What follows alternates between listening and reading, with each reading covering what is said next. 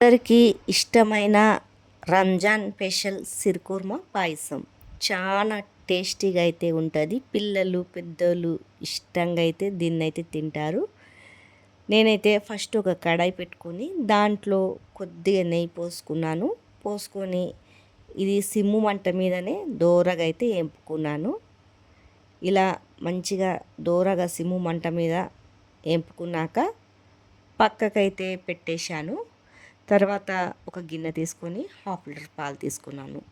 Half litre పాలని ఒక 10 నిమిషాలు మంచిగా మరగనిచ్చాను. ఇలా బాగా మరగనిచ్చాక 10 నిమిషాల వరకు మనకు తీపికి సరిపోయేంత అయితే చక్కెర అయితే వేసుకున్నాను. వేసుకున్నాక 10 నిమిషాల వరకు మంచిగా మసలపెట్టాను పాలని. ఇది కింద కలుపుతూనే ఉంటున్నాను, ఎందుకంటే కింద మాడిపోతుంది. అందుకే చక్కెర వేసాను కదా, కలుపుతూనే ఉండాలా.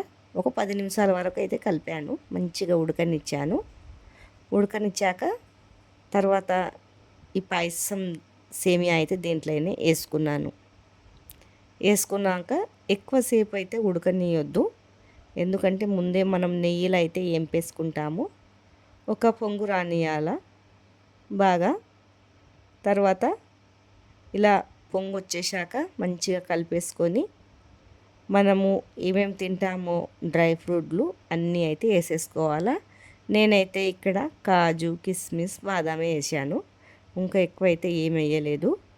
తర్వాత దంచి పెట్టుకున్న ఇలాచీలు అయితే వేసుకున్నాక ఒక్క పొంగు అయితే రానిచ్చాను. ఎక్కువసేపు ఉడికితే మెత్తగా అయిపోతుంది.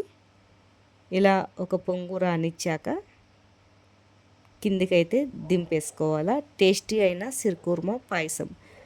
మీ ఎంతమందికి ఇలా సిరుకుర్మా పాయసం ఇష్టం ఉన్నదో కామెంట్ బాక్స్లో కామెంట్ అయితే చేయండి. లైక్ సబ్స్క్రైబ్ చేసి ఫుల్ వీడియో అయితే వాచ్ చేసి చూడండి.